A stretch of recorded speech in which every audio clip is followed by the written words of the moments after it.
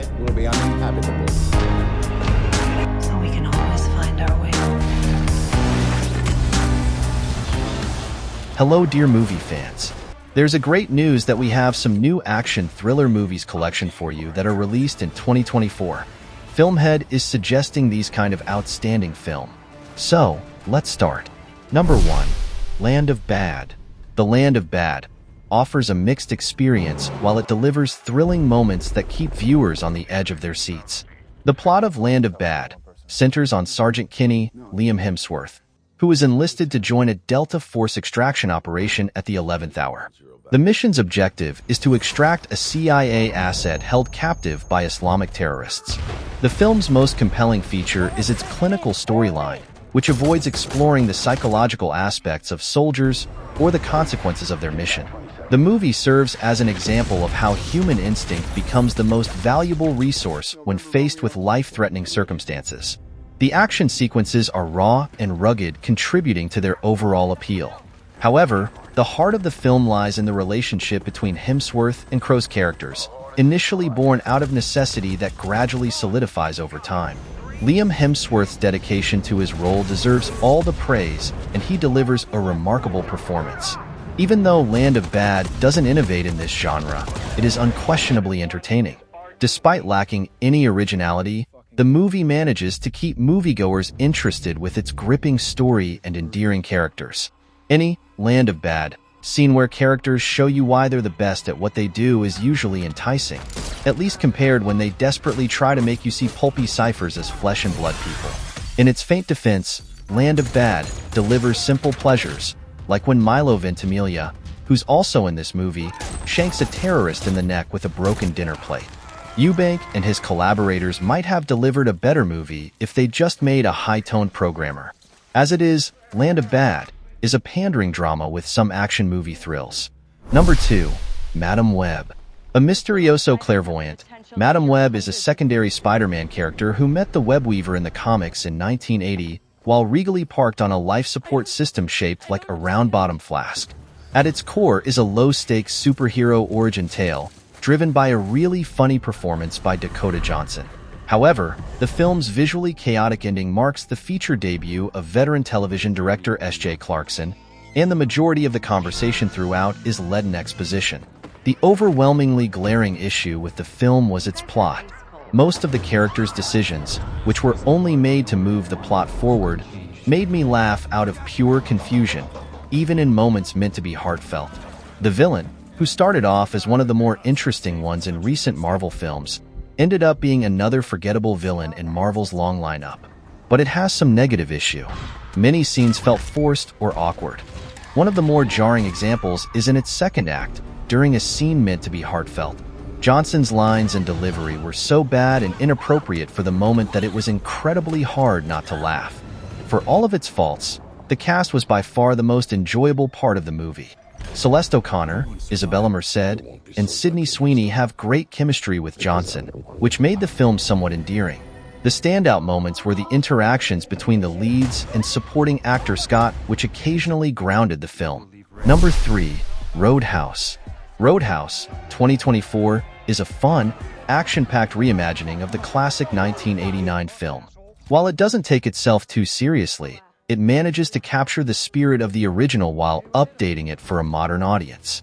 Through it all, Jake Gyllenhaal delivers a fun performance that goes from charming to menacing, but even that gets lost in the chaos of a movie that needed to be sweaty, grounded, and urgent to work, but becomes more and more like something you'd watch on Saturday morning. When Roadhouse opens, Elwood Dalton has fallen from grace.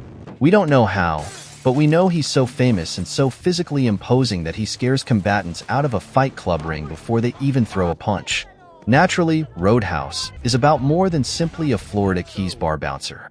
It turns out that the neighborhood drunks aren't the only reason for the violence in Frankie's Tavern. Ben Brandt, a real estate mogul who inherited an empire from a criminal father, is attempting to persuade Frankie to close the business. More damaging than underwritten character dynamics is the overall tone of Roadhouse, which needed to be far more tactile to be effective. This is a movie in which you need to feel the heat of the Florida Keys, the impact of a punch, the thud of a body hitting the floor. Whenever Roadhouse has to go extended fight sequence, you can see all the strings. Punches and their reactions look like cutscenes in a video game far too often, especially a long bar brawl and a boat sequence in the end that have CGI so janky. Number 4. My Name is Lo Kiwin. My Name is Lo Kiwin Review. Netflix film explores the broader theme of humanity, showing how borders have become a menacing barrier to our collective compassion. My Name is Lo Kiwin delicately spins a narrative of a North Korean defector's struggle to survive in a foreign land while battling his inner demons. Lo Kiwin and his mother cross the border into China in search of safety after leaving North Korea. However, not everyone survives the trip to freedom, and there are costs involved. When Lo Kiwin eventually makes it to Berlin, the price of his flight becomes all too evident. The film begins with a heart-wrenching scene where the protagonist, tears streaming down his face, scrubs away bloodstains from the road. What follows is a tale revealing how those very bloodstains funded his journey abroad, symbolizing the sacrifices made for a chance at a better life. Jung Ki's excellent portrayal is matched by Choi Sung-eun, who threads the line of playing Marie perfectly.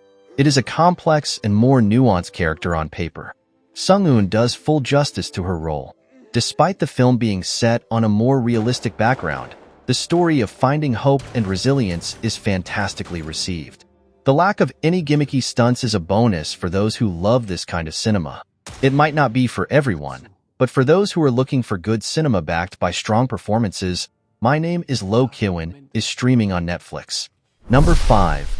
Prey.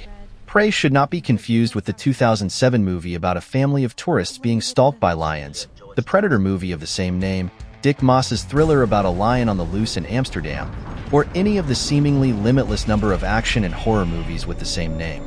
In the movie This Prey, 2 American missionaries named Sue and Andrew reside in a community somewhere in Africa.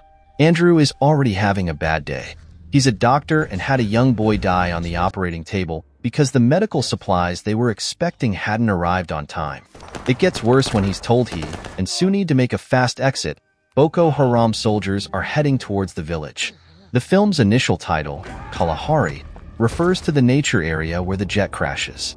A preserve home to lions, leopards, hyenas, and other large animals, leaving the survivors to contend with both the radicals and ravenous predators. Director/writer Mukunda for no apparent purpose other than to pass the time. Michael Doyle divides the survivors into 2 groups rather rapidly and cuts back and forth between them. Additionally, it just so happens that the camera should be in a different location when the initial lion attack occurs. That does not portend well. Unfortunately, very few of the characters in Prey are likable, and they also tend to be the first to die. Even our erstwhile hero keeps lapsing into a sullen state, having apparently lost all faith in God and his mysterious ways. By the time the extremist army, all 3 of them, show up, I was ready for them to just kill everyone and end my suffering. Prey is currently in select theaters, as well as available on digital and VOD platforms via Vertical Entertainment. That's all, and thank you all.